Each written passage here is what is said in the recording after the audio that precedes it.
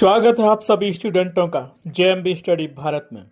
तो आज हम स्टडी करते हैं अंगद सर के साथ कक्षा 9वीं की गणित के अध्याय 1 संख्या पद्धति के पार्ट 1 पर, जिसमें हम जानेंगे संख्या रेखा, संख्या के प्रकार, प्राकृतिक संख्या, पूर्ण संख्या एवं पूर्णांक संख्या आदि के बारे में। तो आइए शुरू करें। तो आज हम देखेंगे कि संख्या रेखा क्या है, संख्या रेखा किसे कहते हैं और यह किस प्रकार बनाई जाती है। जैसा कि आप चित्र में देख रहे हैं कि यहाँ पर एक सरल रेखा है। हम सरल रेखा के मध्य में एक बिंदु 0 लेते हैं जिसे हम उदासीन संख्या कहते हैं, और 0 के दाईं तरफ हम धनात्मक संख्याओं को लेते हैं जो कि अनंत तक जाती हैं, और इन्हें हम संख्या रेखा पर दाईं तरफ की संख्याएं कहते हैं जिन्हें हम धनात्मक संख्या कहते हैं। वहीं 0 के बाईं तरफ हम ऋणात्मक संख्याओं को लेते हैं जो अनंत तक जाती हैं, और इन्हें हम ऋणात्मक संख्या कहते हैं। अतः हम कह सकते हैं कि संख्या रेखा पर हम शून्य के अलावा सभी धनात्मक संख्याएं तथा सभी ऋणात्मक संख्याओं को प्रदर्शित कर सकते हैं। अतः यह एक नंबर लाइन कहलाती है, इसे हम संख्या रेखा कहते हैं। अभी तक हमने संख्या रेखा के बारे में पढ़ा था। अब हम जानेंगे कि संख्याएं कितने प्रकार की होती हैं। मुख्य रूप से संख्याएं 2 प्रकार की होती हैं, वास्तविक संख्याएं और दूसरा काल्पनिक संख्याएं होती हैं।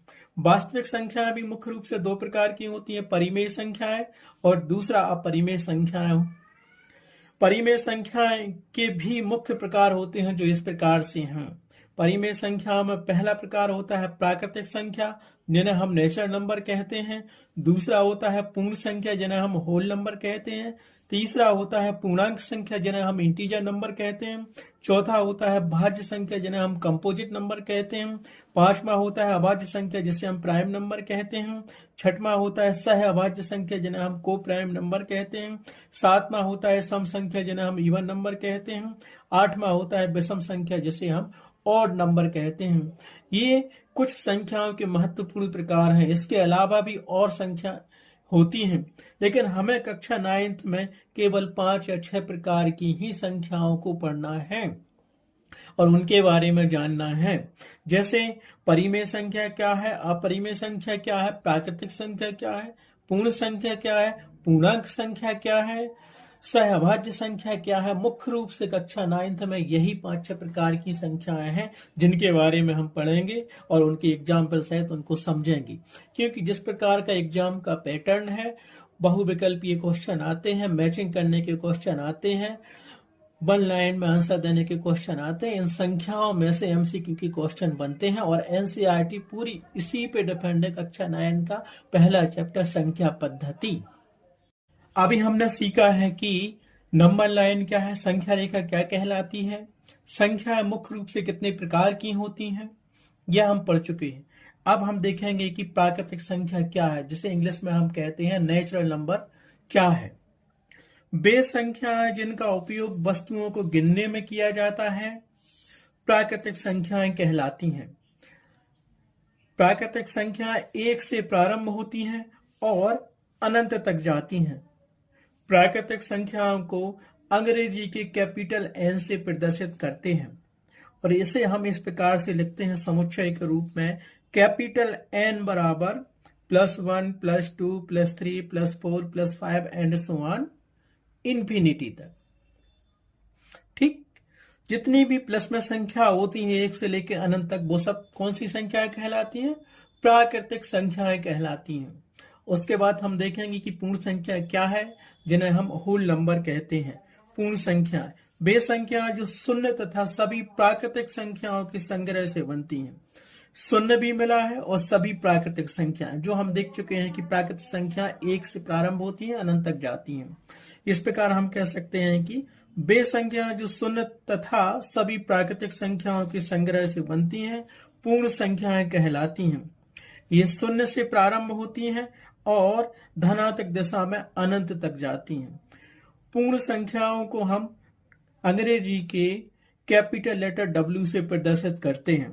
जैसे कि हम एग्जाम्पल में देख सकते हैं कि W बराबर दिया है 0 +1 +2 +3 +4 एंड सो ऑन इंफिनिटी आदि, ये सभी पूर्ण संख्याएं कहलाती हैं। अब हम देखते हैं पूर्णांक संख्या, जिसे इंग्लिश में हम इंटीजर कहते हैं। पूर्णांक संख्या वे संख्या है जिनमें सभी पूर्ण संख्याओं के साथ सभी ऋणात्मक संख्याओं को मिलाने पर जो संग्रह प्राप्त होता है उसे हम पूर्णांक संख्या कहते हैं। पूर्णांक संख्याओं को हम कैपिटल Z से प्रदर्शित करते हैं, जैसे कि दिखाया गया है Z बराबर 0, -1, -2, -3 एंड सो ऑन इंफिनिटी तक। ये सभी ऋणात्मक संख्या है और 0 के दाईं तरफ +1, +2, +3 एंड सो ऑन इंफिनिटी, ये सभी धनात्मक संख्या है और 0 भी इसमें शामिल है। ये सभी संख्याएं क्या कहलाती हैं? पूर्णांक संख्याएं कहलाती हैं। आगे हम जानेंगे कि सम संख्या क्या होती है, सम संख्या किसे कहते हैं, उसकी परिभाषा किस प्रकार दे सकते हैं। तो हम देखते हैं, सम संख्या वे संख्या जिनके अंत में 0, 2, 4, 6, 8 आए तो उन्हें हम इवन नंबर कहते हैं, अर्थात सम संख्या कहा जाता है। जैसे हम देखेंगे 10 के लास्ट में क्या है? 0 नंबर है, ये सम संख्या है। देखेंगे 12 के लास्ट में इकाई का अंक हमारे पास 2 है, जो कि एक सम संख्या है।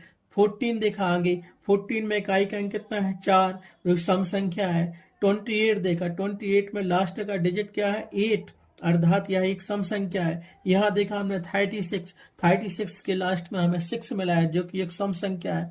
ऐसे एक एग्जाम्पल दिया है 98 में इकाई का अंक 8 है, यह एक सम संख्या है। इस प्रकार हम कह सकते हैं कि वह संख्या है जिनके अंत में 0, 2, 4, 6, 8 आए, इनमें से कोई एक अंक आए या एक से अधिक अंक आए तो वो सम संख्याएं कहलाती हैं। अब हम देखते हैं विषम संख्या के बारे में, जैसे इंग्लिश में हम ऑड नंबर कहते हैं और विषम संख्या को हम कैपिटल ओ से ही दर्शाते हैं। वे संख्याएं जिनके अंत में 0 या 2 या 4 या 6 या 8 ना आए तो उसे हम विषम संख्या कहते हैं। जैसे हमने देखा 49 में इकाई का डिजिट 9 है, जो कि 0, 2, 4, 6, 8 में से नहीं है, अतः यह 49 एक विषम संख्या है। इसी प्रकार हम देखेंगे 47 में इकाई का डिजिट क्या है? 7, जो कि इन संख्याओं में से एक भी नहीं है, अतः यह विषम संख्या है। इसी प्रकार जितनी भी संख्या दी गई है और भी हैं, उनका इकाई का डिजिट अगर इन नंबर दिए गए नंबर में से नहीं है तो वो संख्या विषम संख्या कहलाएगी। संख्या रेखा के द्वारा भी हम कुछ महत्वपूर्ण संख्याओं को याद रख सकते हैं। जैसे कि आप चित्र में देख रहे हैं, एक संख्या रेखा दी गई है जो कि अनंत तक जाती है। बीच में मध्य बिंदु 0 दिया है, 0 के दाईं ओर हमें धनात्मक संख्याएं दी गई हैं और 0 के बाईं तरफ हमें सभी ऋणात्मक संख्या दी गई हैं जो कि अनंत तक जाती हैं। तो यह हम डिफाइन करेंगे कि +1 से लेकर अनंत तक जाने वाली सभी संख्याएं प्राकृतिक संख्या कहलाती हैं।